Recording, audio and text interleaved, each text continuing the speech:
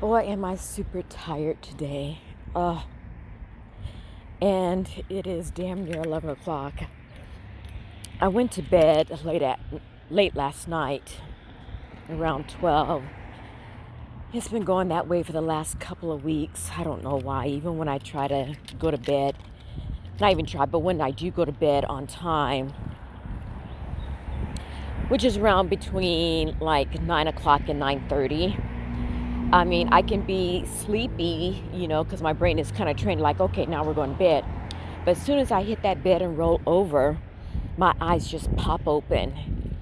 And then I just been up like until like midnight, sometimes 1 o'clock. And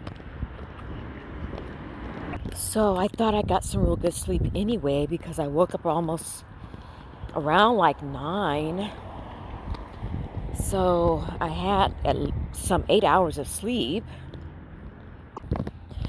But now I'm wondering, what kind of sleep did I get? I mean, I woke up today, it was like a sledgehammer had hit me. And I'm just going to do my little walk here, just to move my muscles and then, go back home. The weather has changed too dramatically, so I could just have seasonal affect. I mean, it was pretty sunny, okay, yesterday and the weeks before, but today it's really cloudy, it's raining off and on. Your typical autumn day. I mean, everything's green and being fed water, so it's absolutely beautiful actually in the morning here. Well, officially now at this point, noontime is actually noon for the minute. Just listening to a tape of Avi Loeb and his exacerbation right now of scientists that he's saying are not practicing science. And he's right. That was thrown out the window a long time ago. Now it's basically just dogma. And so he's on a podcast for today. You can just look up his name and find it, because he's willing to entertain things that they don't want to have. They don't want you to speak out loud. And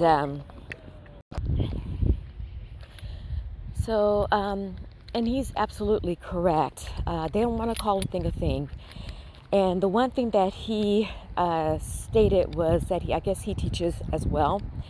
And he was asking to his classroom, what's the number one problem in science, or the biggest problem? And they were naming off all these other scientific things. And you know what he said? He said jealousy.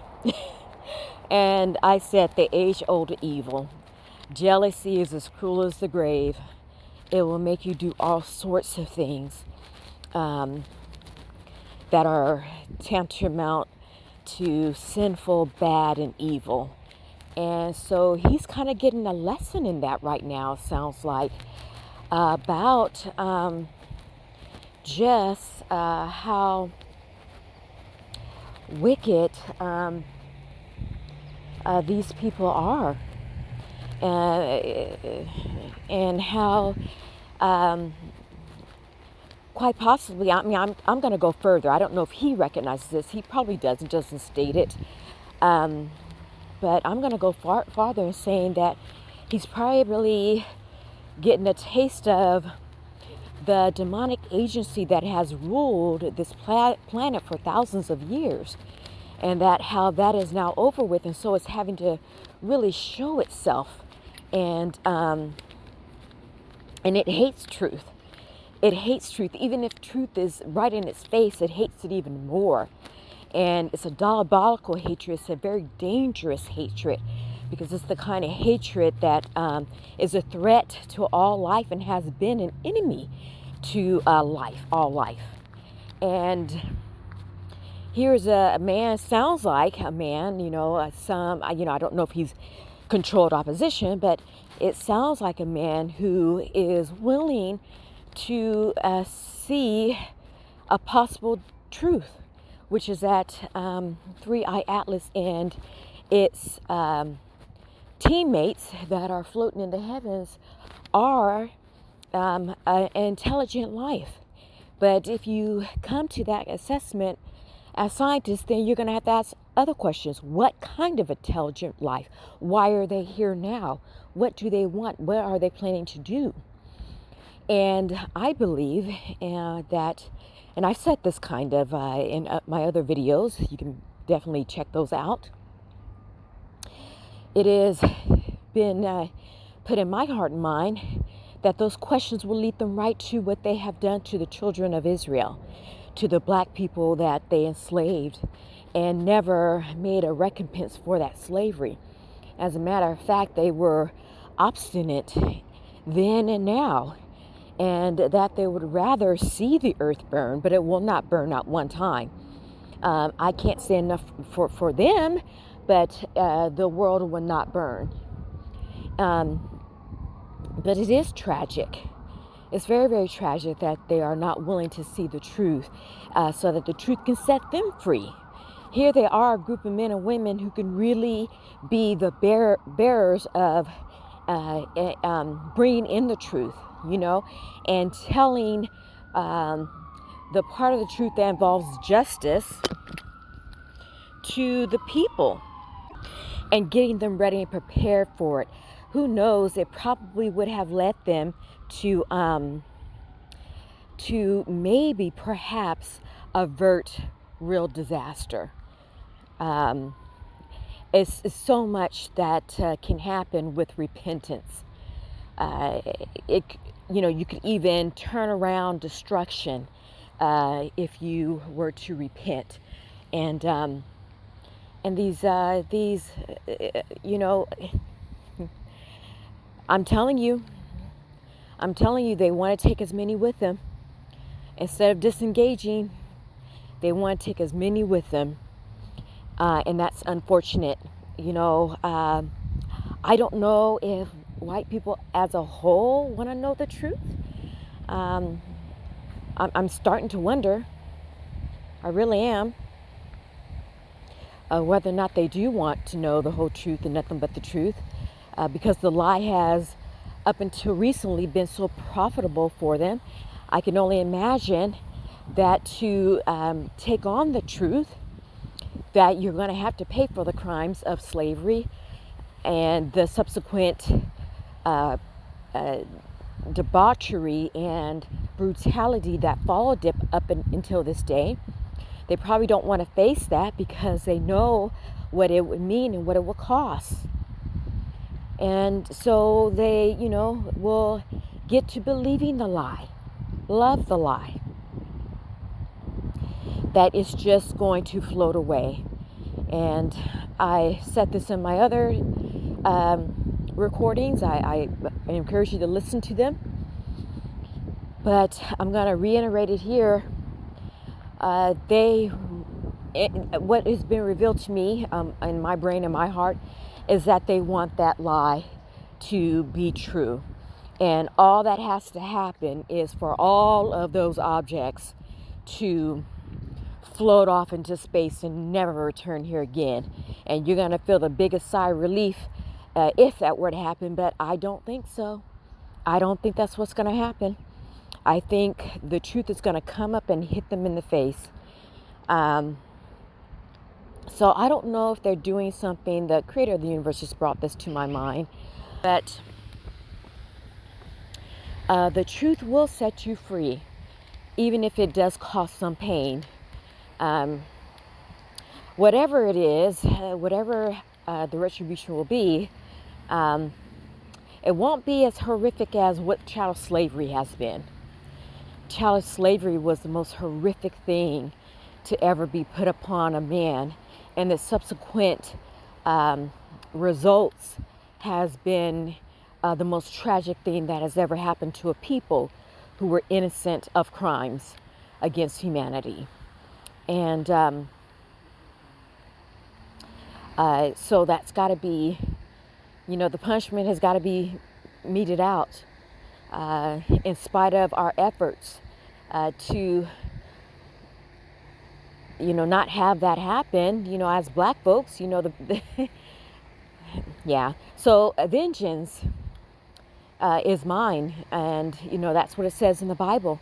And so vengeance and revenge is now underfoot, and there's nothing that they can do, nothing that that they can hide anymore, that won't come out to the light.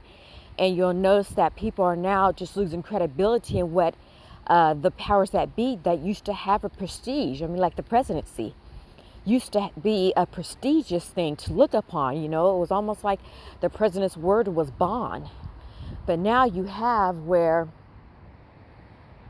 that's not so anymore. And I'm gonna walk around here. And so, it's on down. It's not only just the president at this very moment, but it's also the Congress, the legislative bodies, all the way down to the states, the governor's house, and the senators and the mayors. They're actually being made fools of, and it's the hypocrisy is not only in the White House, but it's throughout the country, and some say even throughout the globe. That people, and you do have people that are forced to call it out, to say that, hey, we know that they're lying even before they even speak. We know before they even come to the podium they're going to be lying to us, which is also unfortunate and tragic. But it is what the ancient books have told us and have explained to us, that this would happen, and but that the truth would be a spark that would grow, or be a rock, and that rock would turn into a mountain. That's what we're also beholding as well, where the mountain of Yah will take over the kingdoms and governments of the whole earth. But it's got to start somewhere, and that place is with the descendants of American slaves. They'll start there first and then grow out. So my prayer and my ask is now for the communications between the children of Israel and the angels up above, that we are now calling UFOs, to come forward and communicate and interact with us directly. That is my ask, and I will ask all of the descendants of American slaves to pray for that and to believe that it will happen. And also, I'm praying that they help us to intercede on our behalf, to set us free and to separate us from those that are Gentiles who have little to no interest in our well-being, and do not ever intend to set us free. So I am also praying for that, for us to be set free with the help. We don't have to actually just lay here and not do anything. We're willing to continue to play our parts. But yes, this force that checkmates all the powers that currently should not be, supersedes that. And I really do believe that that's what they're here for. I believe that they still have to change the dynamicism of the sun, so that is no longer aiding the beings that were once light, called angels, now are referred to as demons. That the sustenance of their light, of their energy, is completely cut off from them, and which is why you probably see all the flares and the turmoil going on in the sun, and possibly why, if 3i Atlas, what is now called 3i Atlas, goes behind the sun, it may do another thing behind that sun, our sun, to make sure that the beings invisible they're not able to access, and so that the mission of setting us free can be completed. And so the days are counting down. Although I am tired, the creator of the universe still holds me up, and I keep moving forward. So, and I think that I'm not the only one. Black folks as a unit, we're still here, and we still keep moving forward,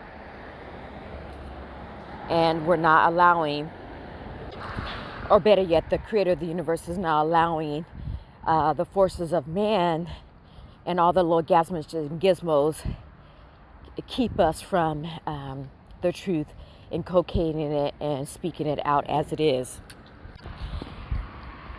So I don't speak for my own strength, because I am a human being with all kinds of weaknesses, but I speak from the strength of the creator of the universe, who guides all the activities of this universe, and who gives us the strength that we need to keep going. So that's the strength that I speak from. Just lastly, all that we have tried to do to stop this from coming on, and to help white folks, and especially those who practice wickedness in high places, who thieve and thieve from everyone from every walk of life that is not a part of their subset. We tried to for the people to not have them face the consequences. And I don't know, obviously that probably was the wrong thing for us to do. Who knows, the kingdom may have come sooner if we did what we're doing now, which is like disengage. But that's neither here or there. We just wait on the creator of the universe to do the work that he or she needs to do, the Most High God. And wherever we may be used in that aim, I say that as descendants of American slaves, give all your heart and soul to it. Thank you.